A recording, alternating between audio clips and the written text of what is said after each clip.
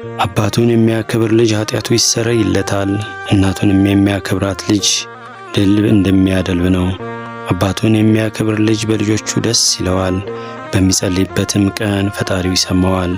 አባቱን የሚያከብር ልጅ ዕድሜው ይረዝምለታል።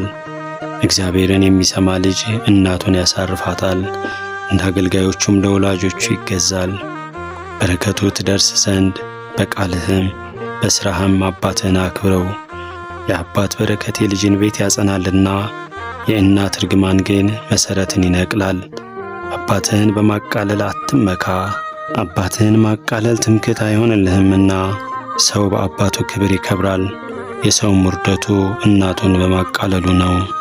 ልጆች ሆይ እኔን አባታችሁን ስሙኝ፣ በሕይወት ትኖር ዘንድ እንዲህ አድርጉ። እግዚአብሔር አባትን በልጆቹ ላይ አክብሯልና፣ የእናትንም ሥልጣን በልጆቿ ላይ ከፍ ከፍ አድርጓልና። ወስብሐት ለእግዚአብሔር ወለወላዲቱ ድንግል ወለመስቀሉ ክቡር።